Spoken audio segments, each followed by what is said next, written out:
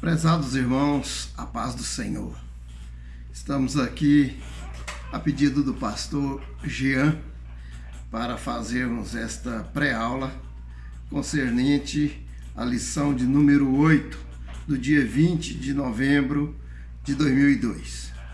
O título da lição é Pérgamo, a Igreja das Crenças Duvidosas. O texto áureo diz: Conheço as tuas obras e onde habitas, que é onde está o trono de Satanás, e retens o meu nome, e não negastes a minha fé, ainda nos dias de Antipas, minha fiel testemunha, o qual foi morto entre vós, onde Satanás habita. Apocalipse 2:13. A verdade aplicada diz: Cristo nos conhece e sabe onde habitamos. Ele também conhece a nossa fidelidade e nos dá palavra de conforto para prosseguirmos na caminhada. Glória a Deus. Então, diante já do nosso texto áureo, nós já temos algumas palavras-chave, vamos dizer assim, e na verdade prática também, já nos direciona para o conteúdo dessa lição. O Senhor, ele se identificou a esta igreja como aquele que tem a espada aguda de dois gumes. Essa palavra aí, nós sabemos que ela está em Hebreus 4:12, que diz que a palavra de Deus é viva e eficaz e mais poderosa do que espada alguma de dois gumes, que penetra até a divisão da alma e do espírito, juntas e medulas, e é apta para discernir os pensamentos e intenções do coração. Jesus, quando se identificou a João na ilha de Pátimo, que ele estava ali pedindo para que João, revelando, né, todo o livro de Apocalipse, o Senhor aqui em Apocalipse, no capítulo 1, e o verso 16 diz: E ele tinha na sua destra 7 estrelas, e da sua boca saía uma aguda espada de 2 fios, e o seu rosto era como o sol, quando na sua força resplandece. Então, essa palavra poderosa, ela provém do Senhor Jesus Cristo. Essa espada é a própria palavra de Deus, né? Jesus é a própria palavra. E ele falando a palavra, ela produz um efeito poderosíssimo, porque ela penetra no mais profundo do ser humano, que vai além das juntas e medulas, toda a parte do corpo estremece, da alma e do espírito. Ela vai nas profundezas do homem, vai na alma e na consciência do homem, revelando tudo, né, que possa ali extrair do que está dentro, guardado no coração do homem. Nós, tendo em vista esta mensagem que o Senhor, né, diz aqui no nosso texto áureo: Conheço as tuas obras e onde habitas. O Senhor conhece, nós já temos visto aqui, o Senhor tem sempre falado, nas outras lições que antecederam a essa, o Senhor sempre tem falado: eu conheço as tuas obras, né? E aqui, como diz que é a palavra de Deus, que é uma espada penetrante. E o verso 13, então, seguindo a esse verso 12 de Hebreus, diz que não há criatura alguma que não seja manifesto diante dele. Pelo contrário, todas as coisas estão nuas e patentes aos olhos daquele a quem temos de prestar contas. Então o Senhor conhece, né? O seu olhar penetra no juízo, a sua palavra revela o profundo e o escondido, e traz então tudo aquilo que, quando somos servos de Deus, quando é referente à igreja de Deus, o Senhor está sempre sondando e perscrutando tudo aquilo que pode ser feito para o bem da igreja, para ajudar a igreja e também para corrigir se necessário for. Porque o Senhor, então, ele está dizendo que ele conhece, né, a igreja de Pérgamo, assim como ele diz que conhece também a igreja de Éfeso, que conhece a igreja de Esmirna, conhece a igreja de Pérgamo, né, conhece a igreja de Sardes, conhece a igreja de Tiatira, conhece a igreja de Filadélfia, conhece a igreja de Laodiceia. O Senhor conhece e sabe as fraquezas de cada uma das igrejas e sabe também os pontos positivos em que a igreja tem de aprovado, de positivo, né? E o que na igreja precisa ser consertado, melhorado, para que ela possa, sim, definir ou resolver, né, tudo aquilo que é entregue à igreja, que se compete à igreja, que o Senhor confia na igreja, para que possa levar a bom termo a obra de Deus. Então está aqui o texto áureo, ele é do capítulo de Apocalipse 2 ao 2, de 12 a 17. Nós podemos extrair aqui umas pepitas de ouro, né, nessa mensagem aqui, muito importante. Então fala que a palavra de Deus, ela é poderosa para discernir os pensamentos e intenções do coração. O Senhor conhece, né, e ele sabe da igreja onde que ela habita. Nós vamos ver no comentário aqui. Então é tudo sobre a localização da igreja, a cultura que ela enfrentava diante daquela sociedade na qual ela estava inserida, e quais seriam então os seus pontos, né, de fraqueza, que aqui nós já vemos pelo título, que era uma igreja de crenças duvidosas, né? Tinha uma certa dúvida. Isso aí o Senhor não agrada, porque a Bíblia diz que sem fé é impossível agradar a Deus. O Senhor quer que nós sejamos ousados, confiantes, né? Cremos que vai acontecer. O bom é que a igreja será vitoriosa, porque o Senhor já falou, né? As portas do inferno não prevalecerão contra a minha igreja. Então o Senhor disse bem claro, e nós sabemos que por mais que haja perseguição, né, o Senhor tem dado vitória à sua igreja. Por todo o período, né, da igreja que tem transcorrido desde do começo da igreja, no dia de Pentecostes, até os dias de hoje, a igreja tem permanecido, sempre dado o testemunho daqueles remanescentes que têm honrado o nome do Senhor Jesus Cristo e que têm propagado o Evangelho do Senhor.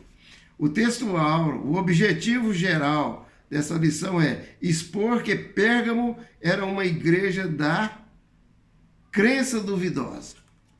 Os objetivos específicos, explicar o propósito da carta à igreja de Pérgamo e a distinção que Cristo fez entre seus fiéis e os infiéis. Então sempre teve a diferença. Dentro da igreja sempre tem o grupo daqueles que são fiéis, daqueles que são prontos, né? Estão sempre em prontidão e disponíveis para a obra com fé, com perseverança, mas tem aqueles duvidosos, né? Que a gente fala de vacilões, aqueles que sempre parece que estão em cima do muro e muitas vezes até abraça alguma heresia, alguma coisa que vem assim manchar a pureza da igreja.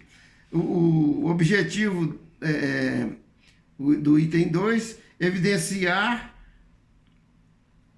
o liberalismo que tinha em Pérgamo e a insatisfação de Jesus com suas práticas. E terceiro, enfatizar sobre o aviso do castigo e o chamado ao arrependimento por Cristo. Lembramos que o Senhor sempre está chamando, né? E sempre está de braços abertos para receber, né?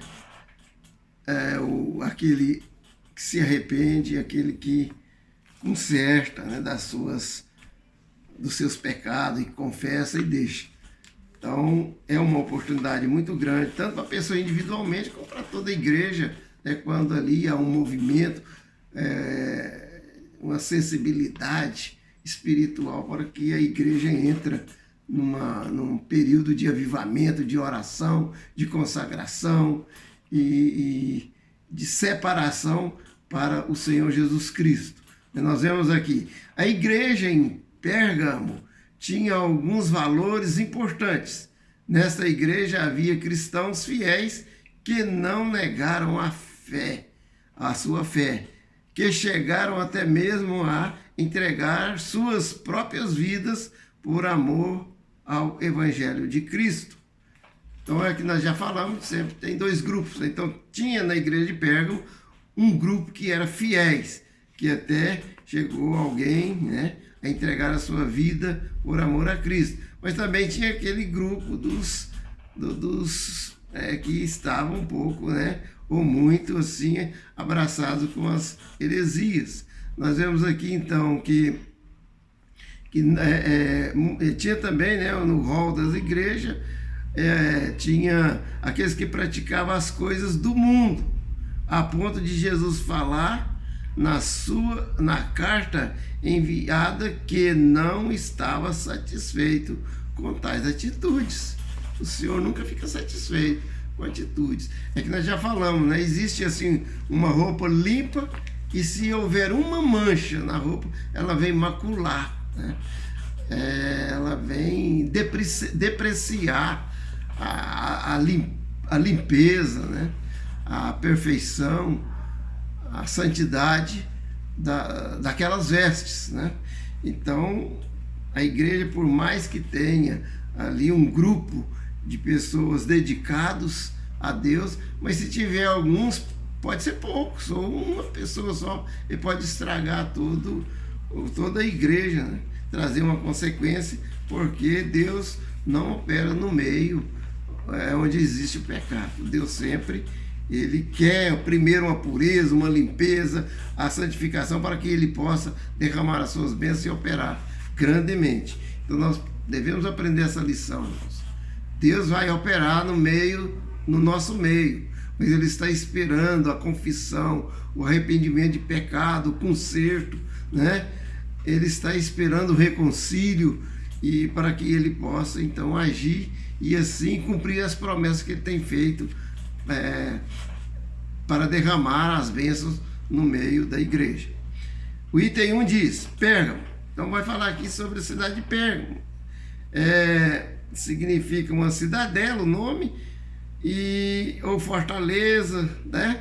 Casamento. Essa cidade era celebrada por seu movimento produtivo, com produção de ungüentos, cerâmica, tapeçarias e pergaminhos. Lá também havia vários tipos de religiões. A história ajuda-nos a entender que Pérgamo adotou todo o sistema pagão da Babilônia antiga. Alguns dos deuses mais populares em Pérgamo. Nós temos o pastor Jean aqui, ele elencou aqui Zeus, né? Sabemos que Zeus era um deus da mitologia grega, que era o deus, o maior, né? O deus supremo, né? Dessa galeria grega. O Esculápio, o deus da cura, e também o imperador romano, por incrível que pareça, era considerado Deus. E Dionísio, Baco, né? Filho de Zeus, o deus do vinho e das festas. A história também diz que essa cidade era a capital regional de Roma, a qual os antigos chamavam de Ásia, e que atualmente corresponde ao oeste da Turquia. Sabemos que essa cidade ali faz parte daquele rol, né, daquelas 7 cidades onde existiam 7 igrejas no sudoeste da Turquia, que era chamada 7 igrejas da Ásia, e a cidade, então, ela estava inserida nessa cidade de Pérgamo. Era uma cidade que até competia com Éfeso, né, uma cidade também com seus edifícios suntuosos, né, e assim como em Éfeso havia o templo dedicado à deusa de Diana para os romanos, ou à deusa de Artemis, né, grega, que é a mesma deusa. Ali existia então todos aqueles rituais, aqueles comércios de artefatos ligados à idolatria, ligados àqueles deuses, e não é diferente também na cidade de Pérgamo, né? Existia também aquela mesma cultura idólatra, aquele comércio, né, de todas estas vamos dizer assim, esse material, né, desses produtos comercializáveis, tapeçarias, pergaminho, né, para fazer livros, e todo tipo assim de especiarias usados ali naquela cultura. Então Roma era a primeira do Império Romano, né? Éfeso foi considerada a segunda em população, em tamanho e importância, e Pérgamo estava aí também seguindo essa classificação de cidades importantes do Império Romano, né? Vamos aqui então para o item 2, a igreja em Pérgamo. Então vamos ver como que era a igreja então que estava ali situada, inserida dentro desse tipo de cultura, de comércio, uma cidade à beira-mar, marítima, né, onde existia ali aquele grande movimento de navios também, de carga e descarga, vendedores de escravos e comerciantes de toda espécie e todo tipo de moralidade, promiscuidade. Não fugia muito a cultura de Éfeso, né? Era toda aquela região da Turquia, ou seja, da Ásia ali, ela naquele tempo ela seguia quase mesmo esse padrão cultural. Então nós temos aqui a igreja em Pérgamo. O Senhor diz para esta igreja que sabe o lugar que ela está habitando. É o verso 13. Não era um local agradável aos olhos do Senhor. Jesus menciona na carta endereçada a ela que ali estava o trono de Satanás. Seja qual for o local que estejamos, o Senhor sabe o que está ocorrendo conosco, seja no trabalho, no colégio, no trânsito, entre amigos e até mesmo sozinhos. Ele está contemplando tudo e todos. Então, nós vemos aqui que aquela cidade, ela estava ali inserida justamente naquela cidade onde existia também certos templos, né, e rituais que eram verdadeiramente templos de Satanás, onde o diabo operava de uma forma com muita evidência. É igual, irmãos, podemos considerar, para o nosso exemplo prático, ali em Brasília, no lugar que chama Vale do Amanhecer. Eu conheço lá desde 72, quando eu fui estudar no Colégio Agrícola de Brasília, no tempo era colégio, hoje é Instituto, né, Federal. Então naquele tempo ali, que o colégio era bem perto do Vale do Amanhecer, ali em Planaltina, não sei se algum dos irmãos que está nos ouvindo conhece, mas ali então tinha aquelas encruzilhadas, até a encruzilhada vinha de Planaltina para o colégio, a encruzilhada que vinha lá da rodovia 020, que vai para Formosa ali, ela vinha e cruzava, e naquele tempo ainda era estrada de chão, e formava aquelas encruzilhadas. Ali eles enchiam tinha muita gente ali por causa do Vale do Amanhecer. O pessoal de Brasília sempre foi aqueles políticos ali, desde aquela época, sempre muito supersticiosos e adeptos, né, a esse tipo de culto, de rituais, de oferecer esses negócios aí, não sei nem o nome, era galinha, era bolo, era vela acesa, era tudo que eu trei. A gente passava lá e via aqui nas encruzilhadas. Então o Vale do Amanhecer era, então, naquele tempo, praticamente um centro ali, dedicado a um tipo de espiritismo. Eu até não sei muito bem como que era aquilo lá não, que eu mesmo tinha até, mesmo naquele tempo eu ainda não era crente, mas nem não tinha nem coragem de ir lá naquele lugar. Mas hoje, atualmente, a gente passando por ali, virou uma cidade, né? Um bairro grande. E sempre ali a estrada, quando eu vou daqui para Minas, daqui do Tocantins para Minas, eu passo ali para pegar aquela BR que vai de Brasília para Unaí. Então eu passo por ali, né, margeando ali aquele bairro, né, do Vale do Amanhecer, e vejo ali até igrejas evangélicas. Então eu fico imaginando assim, quando eu leio aqui, eu me lembrei que essa igreja de Pérgamo, ela estava justamente, né, num local onde era considerado o trono de Satanás. Então eu fico até pensando, será que aquelas igrejas ali, que luta que elas enfrentam de estar inserida ali naquele Vale do Amanhecer, né, sempre ali deparando com a sua volta ali com as pessoas que vão ali justamente para a prática do espiritismo. Então eu creio que é uma igreja também que tem muita luta, né, e precisa de muita dedicação, muita fé e muita oração para que ela possa sobreviver naquele lugar. Então assim, eu creio que era também a igreja em Pérgamo, onde estava ali o trono de Satanás, e tanta perseguição por parte do imperador romano, né, e tantos aqueles também que cultuavam esses deuses aqui, Zeus, o deus o Dionísio aqui, e esses deuses aqui, né, Esculápio, Escutápio, né, o deus da cura, buscar onde ia buscar a cura, né? Então, mas as pessoas que não conhecem Deus, eles estão imergidos, né, nesse tipo de crença ou de superstições. Então a igreja estava ali justamente para brilhar naquelas trevas, né, naquelas densas trevas, e poder então ter a luz do evangelho ali, para que fosse revelado o verdadeiro Deus que cura, que liberta, que transforma, que batiza no Espírito Santo e que tem a palavra da salvação que leva para o céu. Glória a Deus. Aleluia. Mas aqui nós vemos então no item 3 os remanescentes. A perseguição era iminente em Pérgamo.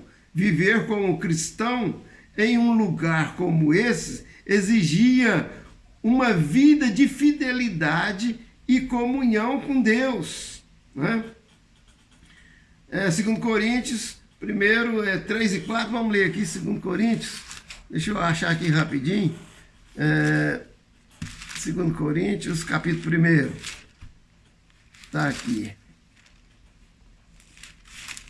2 Coríntios, capítulo 1, 3 e 4, a Bíblia diz assim: Bendito seja o Deus e Pai de nosso Senhor Jesus Cristo, o Pai das misericórdias e o Deus de toda consolação, que nos consola em toda a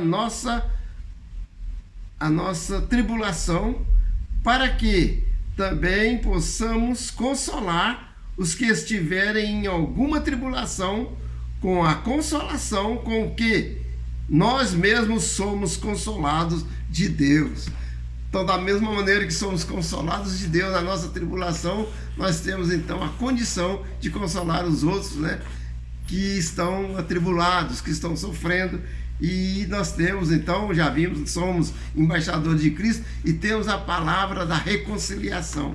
Essa palavra que é as boas novas, né, o evangelho que nós temos, né, que é também a palavra de Deus, a espada viva, né, e eficaz, como uma espada aguda de 2 gumes, que penetra, né, no mais profundo do ser, para transformar e para dar o entendimento, o conhecimento, a sabedoria, para que a pessoa não pereça, mas saia da ignorância para o conhecimento de Deus.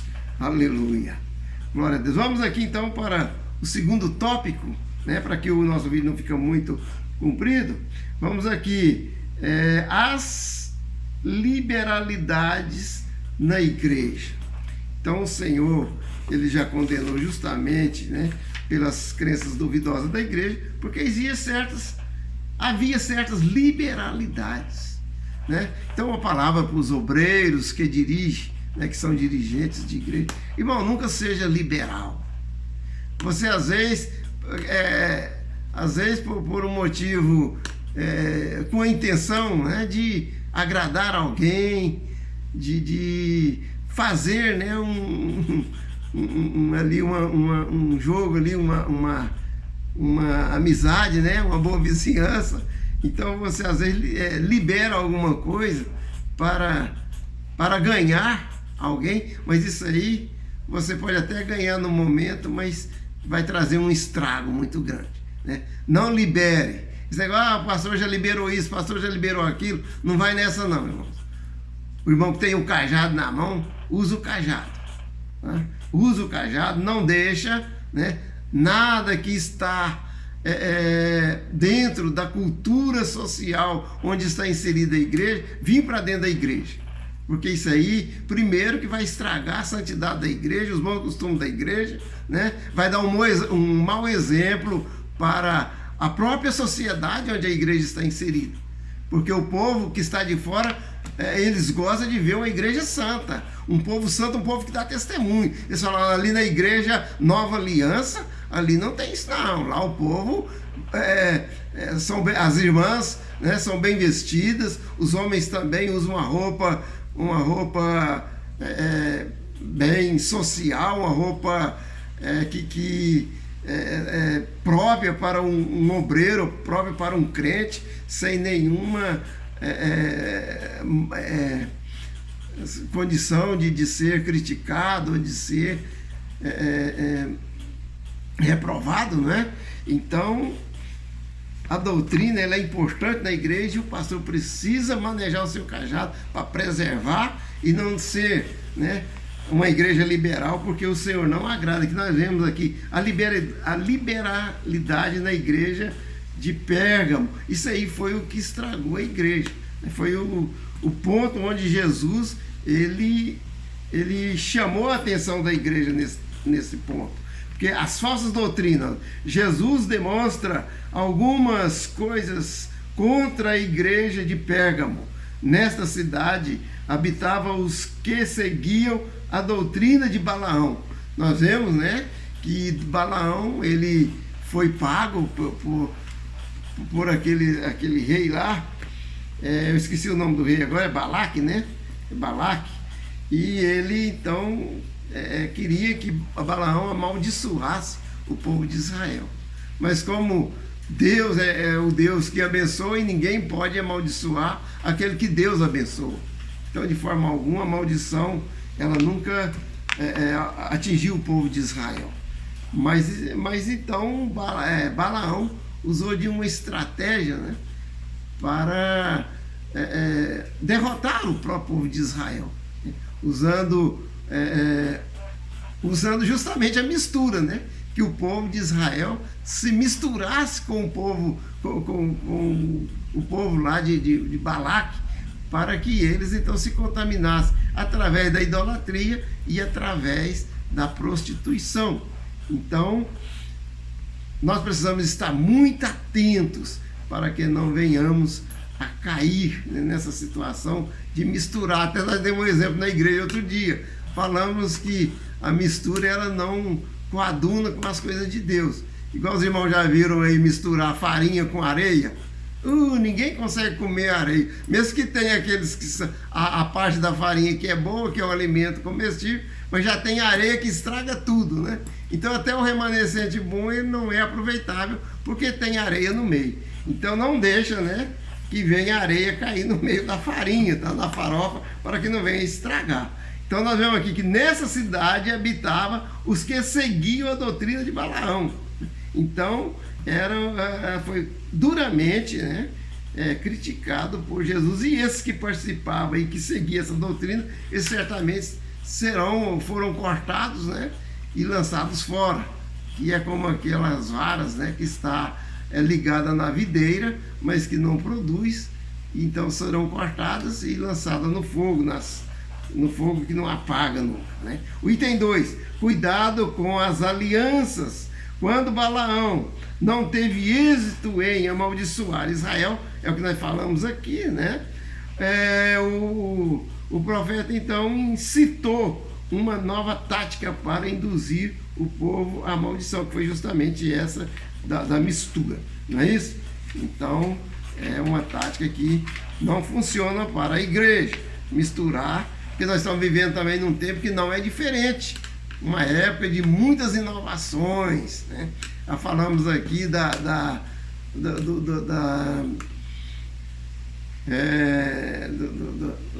inversão de valores, né? A profanação do sagrado, a banalização da maldade, do pecado. Tem tanta coisa aí que está na sociedade doidinha, né? Para entrar na igreja. É como se fosse o diabo que está rugindo ao redor, buscando a quem possa tragar. Está buscando alguma igreja para entrar, e se ele entrar ali, ele vai provocar um dano muito grande. O item 3 diz: no mesmo erro dos antigos, Jesus tem algo contra Pérgamo, os que seguem a doutrina de Balaão.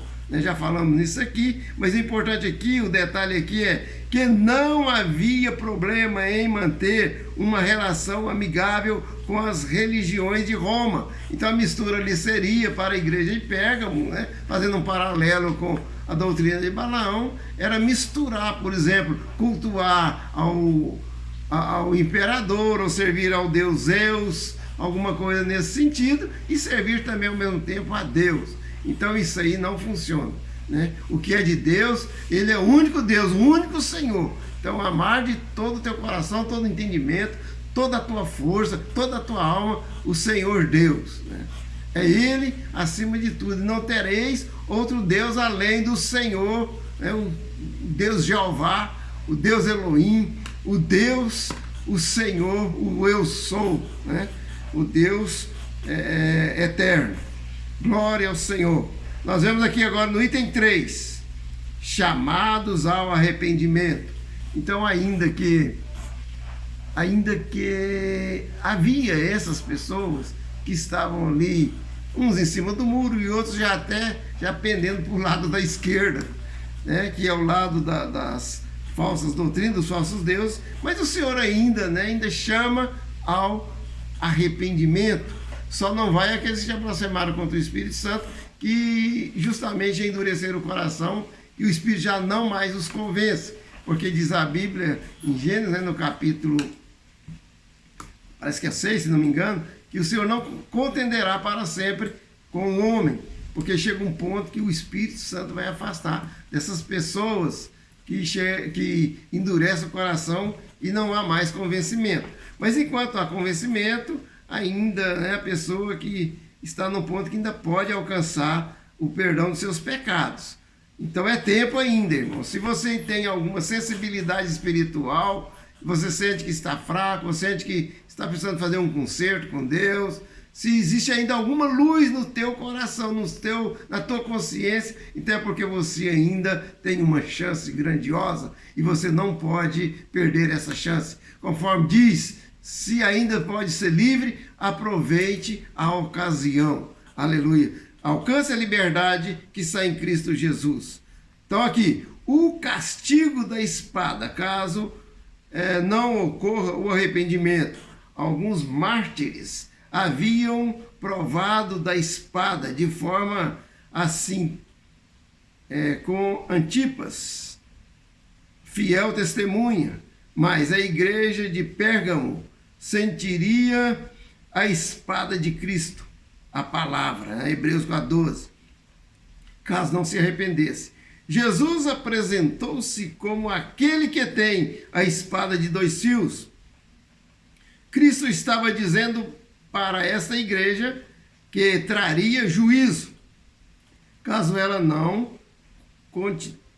ela continuasse desobedecendo a sua palavra, né?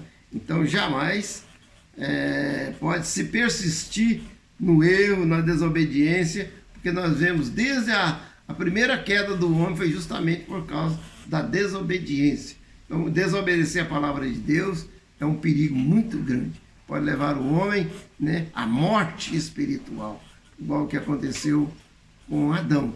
Mas graças a Deus, que o dom gratuito de Deus é a vida eterna por Cristo Jesus. O salário do pecado é a morte, mas em Cristo nós temos a redenção. Aleluia. Vamos aqui, irmão, no item 3 do 3, que diz: Deus sempre avisa antes. O Senhor chamou a igreja em Pérgamo ao arrependimento para que o juízo não viesse sobre ela. Infelizmente, há pessoas que têm o coração duro e não dão ouvido à voz do Senhor. Irmãos, o Senhor está sempre falando: conserta a tua vida, né? Toma uma posição, não endureça, irmãos. Se há alguém que precisa de fazer um conserto, faça logo. Não deixa para amanhã, o amanhã não nos pertence. Então nós precisamos consertar, vamos tomar uma posição, vamos fazer a obra de Deus da maneira que Ele quer, né? Conforme diz em Romanos 12:2: e não vos conformeis com este mundo, mas transformai-vos pela renovação do vosso entendimento, para compreender qual seja a boa, agradável e perfeita vontade de Deus. Aleluia! Glória a Deus! O escritor aos Hebreus chama a atenção dos irmãos para que não venham a cair no mesmo erro de seus antepassados, mas que admoestem uns aos outros a serem obedientes a Cristo. Glória a Deus! Todos aqueles que foram desobedientes pereceram no deserto. Só entrou no repouso do Senhor os que creram na palavra, né, de Deus. Então, os irmãos sabem da história do povo de Israel, né? De todos aqueles que saíram, só 2 foram fiéis, né? Que foi Josué e Caleb. Mas aqueles que pecaram pereceram no deserto. Amém, irmãos? Então vamos à conclusão aqui para nós terminarmos, né? Servimos um Deus que conhece todas as nossas obras. Ele está vendo tudo. O mais interessante é que seremos julgados segundo nossas obras, sejam boas ou más. 2 Coríntios 5:10, né? Uma igreja que em meio às lutas e perseguições não desiste, mas permanece firme no seu Senhor, com certeza tem o seu prêmio reservado no céu de glória. Então, os irmãos sabem que o Senhor está vindo com seu galardão para dar a cada um segundo as suas obras, né? Então, que nós devemos, conforme a recomendação do apóstolo Paulo, permanecer sempre firmes e constantes, né? Ser perseverante na obra do Senhor, porque o nosso trabalho no Senhor não é vão. E que nós possamos chegar até aquele dia e dizer, conforme o apóstolo Paulo disse: combati o bom combate, guardei a fé, né? E a nossa coroa, né, está nas mãos do justo juiz para dar a todos aqueles que amam a sua vinda. Glória a Deus. Que o Senhor possa abençoar, né, a cada um, e que tenhamos uma escola abençoada agora no próximo domingo, né? A escola aula, então, sobre a igreja de Pérgamo, né, que é a lição 8, no dia 20 de novembro de 2022. Deus abençoe os irmãos. Então, que Deus possa abençoar, né, pessoal, o pastor Jean, que comentou essa lição, abençoar o nosso pastor Aldair. Orem, irmãos, pelo pastor Aldair, porque é o anjo da igreja e é dele que o Senhor cobra tudo, né? Ele cobra o mandamento da igreja, a santidade da igreja. Então, o primeiro que é cobrado é o pastor Aldair.